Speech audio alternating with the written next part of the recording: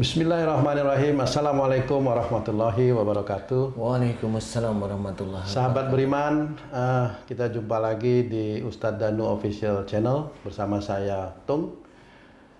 Alhamdulillah kali ini kita akan membahas beberapa masalah-masalah tentang penyakit. Tapi sebelumnya saya ucapkan banyak terima kasih kepada sahabat-sahabat beriman yang sudah memberikan komen-komen di konten kami, terutama mendoakan guru kita Al Ustadz Danu. Mudah-mudahan kita semua mendapatkan hidayah dari Allah ya. Terima kasih banyak telah mendoakan kami. Dan begitu juga buat sahabat-sahabat dimanapun yang bisa mengikuti acara ini, yang ada di Madinah, di Singapura, di Hong Kong.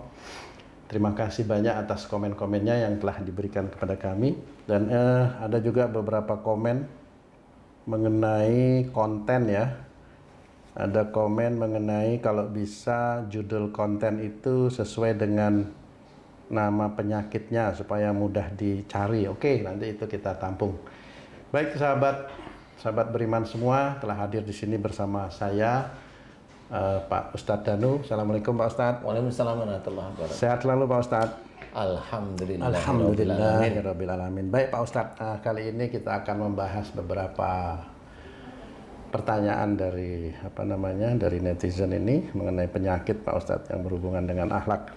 Yang pertama itu ada yang bertanya mengenai sakit mah yang berhubungan dengan rasa nyeri di ulu hati gitu Pak Ustadz.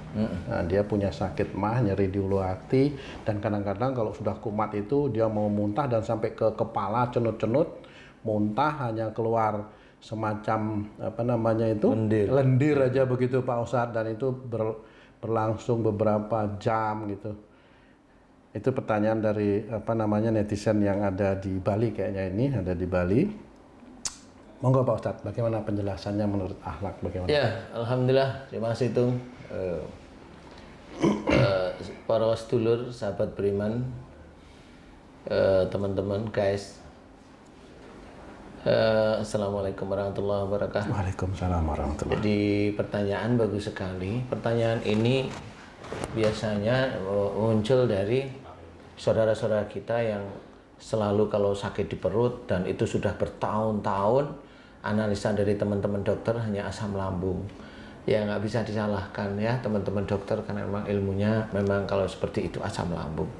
Kalau dari sisi dari sisi akhlak, kemudian apa sih yang terjadi? Insya Allah sebenarnya ya, atas izin Allah itu sebenarnya. Jadi yang pertama kali dari sisi akhlak itu ada dua kemungkinan. Kalau memang itu di ulu hati, kemudian di perut, saya bilang ulu hati ini bisa aja lambung, kemudian di perut ini ya usus dan sebagainya isinya itu. Kalau di ulu hati itu, kalau dari sisi akhlak berhubungan dengan seseorang yang sakit di daerah ulu hati ini agak susah menerima masukan, agak susah menerima nasihat orang lain. Awalnya begitu. Apalagi kalau dia sakit mutah, berarti dia kalau diberi masukan, diberi nasihat tuh ngebantah. Membalikkan, pokoknya kalau diberi masukan atau nasihat, entah itu orang tuanya, entah itu pasangannya, itu membantah. Nah itu ketahuan kalau mamanya dia makan selalu keluar lagi. Itu ceritanya makan itu sama seperti nasihat, nanti dikeluarkan. Hatinya nggak mau, lambungnya nggak mau nerima.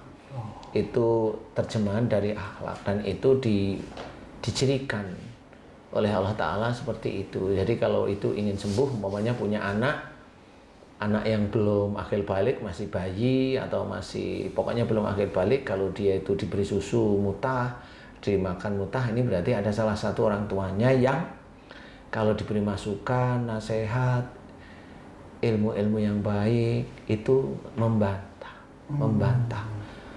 berkata-kata kembali. Jadi itu biasanya anaknya mutah, atau dia sendiri besok kalau dia sakit cirinya mutah.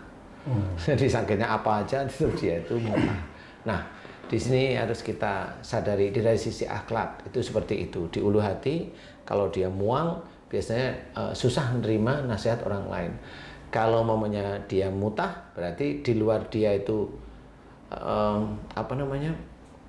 tidak menerima nasihat orang lain, biasanya terus menjawab. Jadi dia jawabnya asal-asalan atau dinasehatin menjawabnya dengan emosi. Bukan memotong pembicaraan, bukan ya? Beda ya? Bisa aja sebenarnya dalam memotong pembicaraan kan intinya marah kan bisa aja. Jadi itu semuanya intinya berhubungan dengan nasihat. Nasihat untuk memperbaiki dia sendiri tapi dia tidak mau. Umpamanya seorang istri dinasihatin suami, dia menolak. Nah, itu nanti anaknya ada yang seperti itu. Dan kalau ciri sakit dia sendiri istrinya ya begitu, nanti mutah-mutah, pusing, mutah-mutah seperti itu. Yang dianalisa dokter ya masuk angin biasa. Nah, seperti itu. Nah, ini yang di ulu hati. Kemudian kalau yang di perut biasanya kecenderungan kalau ada persoalan-persoalan dalam rumah tangga, perut itu isinya usus ya. Usus itu dipergunakan untuk menyerap sari-sari makanan. Nah, kalau menyerap sari-sari makanan itu berarti adalah di dalam kehidupan berumah tangga, ini saya analogikan, di dalam kehidupan berumah tangga itu ada sesuatu yang harus kita serap menjadi ilmu, bisa menjadi lebih dekatnya kita kepada Allah Ta'ala, atau yang kita tolak karena memang itu keluar dari syariat. Ya, contoh umpamanya kita punya istri, omongannya itu tidak kurang baik atau senengannya ngerasanin orang atau ini, nah itu kita tolak dengan cara tolak bukan dimarahin tapi hentikan bicaramu, mah, yang, bu, dek dan sebagainya, hentikan, kamu nggak boleh ngomong seperti itu, menolak namanya. Dan menolak tapi memperbaiki. Jadi intinya adalah kita harus menolak. Nah, itu ciri dari usus. Tetapi ciri dari usus itu menyerap. Mana yang manfaat diserap, dijadikan energi nantinya, dijadikan ya ada mineral, ada macam-macam itu. Kemudian kalau yang tidak manfaat dikeluarkan melalui feces ya, apa namanya itu, kotoran ya, feces. Jadi itu sama di perut. Jadi kalau ada seseorang sakit di daerah perut, insya Allah berhubungan dengan emosional di dalam mensikapi kehidupan berumah tangga, ini khususnya yang sudah berumah tangga. Tapi kalau orang ini belum berumah tangga, dia itu perutnya sakit, berarti dia hobinya kalau ada persoalan di dalam rumah tangga, entah itu dengan ibu, entah itu dengan ayahnya, dia selalu emosional. Nah, itu melalui perbuatan atau hanya melalui mendengarkan nasihat atau masukan aja bisa menyebabkan sakit di daerah perut dan lambung itu, Pak? Bisa. Yang pertama kan dia hanya menolak itu kan membantah. Tapi kemudian kalau dalam ini sudah, nasihatnya sudah, kemudian dia marah-marah, ngomel, nah itu kan di perut nanti. Jadi nggak cuma di lambung. Jadi itu di perut posisinya. Nah, di sini kalau dia ngomel, kemudian jengkel seharian, nggak mau ngomong sama orang tuanya, nah ini kan sudah di perut, bukan di lambung. Sudah di perut, jadi tidak bisa mencerna bahwa kalau dia sebagai seorang anak harus mendengarkan pembicaraan, omongan, nasihat orang tua, dia nggak bisa. Jadi menyerap itu nggak bisa, sehingga itu insya Allah nanti sakitnya rata-rata di perut. Di perut rata-rata. Kalau momennya dia di ulu hati sakit, berarti dia sendiri susah menerima masukan atau nasihat dari orang tuanya atau dari pasangannya, seperti itu. Nah, apapun ini dari itu sisi, Pak Ustadz ya, apapun nasihatnya ya Pak? Apapun nasihatnya sebenarnya. Kalaupun umpamanya seorang tua kita itu memberikan nasihat salah, ya nggak usah dilawan, diemin aja dulu, diemin dulu, kemudian kita yang istighfar, jangan sampai emosi, kemudian kita muji Allah dengan bertasbih, biarin aja orang tua seperti itu. Nanti suatu ketika orang tua nanti biasanya kalau dia orang tua baik, dia akan tanya, saya tadi salah nggak saya ngomong, nah itu baru diperbaiki. Jadi ada orang tua yang seperti itu, kalau udah umpamanya anaknya itu diem, nunduk, itu kan kelihatan bahwa anaknya itu tidak menerima tetapi tidak juga melawan. Nah, orang tua pasti bertanya. Ya, pasti dalam hatinya ada. Nanti dia akan bertanya. Biasanya seperti itu. Orang tua yang peka itu seperti itu. Nah, pada waktu nanti dia bertanya, ada yang salah tadi? Ya maaf ya Pak, maaf ya Mah, baru diceritain. Tadi Papa ngomong begini atau tadi Mama ngomong seperti ini. Mohon maaf tadi ngomongnya keliru. Di hadapan Allah salah. Maaf ya. Saya terpaksa memberikan nasihat gitu. Nah itu kan orang tua seneng namanya. Nah inilah masuk ke dalam ku anfusakum wa ahlikum naro. Jadi kita harus pahami bahwa di sekitar kita banyak sekali hal yang kita kerjakan bisa. Ini dari sisi akhlak. Nah kalau dari sisi tidak akhlak, wah ini banyak sekali yang masuk itu. Jadi kalau di ulu hati Bisa aja dia dulunya sering ke orang pinter minum air putih. Itu yang di luar akhlak. Itu di luar akhlak ya, minum air putih. Atau dia baca-baca amalan yang memang tidak ada tuntunan. Sebenarnya tidak ada tuntunan, dia baca. Nah, biasanya kalau momennya mengganjal, biasanya momennya di sini ada para guys nih, para teman-teman beriman nih. Saya memang dulu waktu saya belajar ngamal-ngamalin langsung nek. Nah, mamanya langsung nek. Nah, ini coba diingat. Dulu sebelum ngamal-ngamalin dia sering ke orang pinter minum air putih enggak? Seperti itu. Kalau dia betul nemuin, nah berarti yang dari orang putih, yang dari orang pintar itu dengan amalannya dia bentrok. Nah, ini orang nggak pernah tahu bentrok. Atau dia nggak pernah tahu orang pinter, tetapi orang tuanya nggak taunya dulu kakeknya atau buyutnya orang pinter, jadi ilmunya ada di darah ulu hati.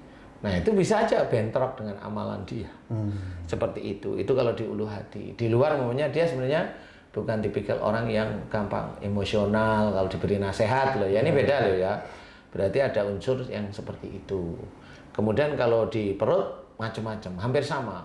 Relatif antara ilmu dari orang pintar itu sudah dari sejak kecil, kemudian dari dia ngamal-ngamalin sesuatu untuk membaca memang niatnya bukan karena Allah Ta'ala, itu pasti nanti akan masuk. Jin itu akan masuk kepada apapun yang dilakukan oleh manusia yang niatnya bukan lillahi ta'ala. Jin itu insya Allah masuk siapapun orangnya, orang Indonesia kayak, orang Cina kayak, orang Amerika kayak, orang Eropa kayak, orang Arab pun sama. Kenapa seperti itu? Karena memang orang itu disuruh hidup itu harus lillahi ta'ala. Inna sholati wa nusuki wa mahyaya wa mamati lillahi rabbil alamin. Ini harus kita ketahui. Sesungguhnya sholatku, ibadahku, hidupku dan matiku hanya untuk Allah Rabbul Alamin. Berarti harus sholat kita lillahi ta'ala, ibadah kita, baca Quran harus lillahi ta'ala. Dalam kehidupan bersuami istri harus lillahi ta'ala. Kan semuanya harus lillahi ta'ala nih. Jangan sampai kita menggunakan itu untuk duniawi. Hanya itu aja. Kalau kita lihat seperti itu. Nah, kalau memang kita menggunakan untuk duniawi, ya kita harus sadari kalau besok itu banyak makhluk, ya jangan kaget. Nah, itu makhluk yang masuk ke dalam tubuh manusia itu, Pak Ustadz, apakah dia selalu masuk akan ke perut, ke usus, atau dia masuknya kemana? Sehingga kok itu juga ada unsur-unsur begitu yang menyebabkan sakit itu. Ya, ini kan di Indonesia emang kan banyak seperti itu. Makanya di luar ada sihir telur santet, makhluk itu ada masuk. Nah, kalau sihir kan ditanam ya dia. Sihir itu ditanam. Kenapa sihir itu ditanam di perut? Biasanya untuk tumbal. Kenapa tumbal itu rata-rata cewek?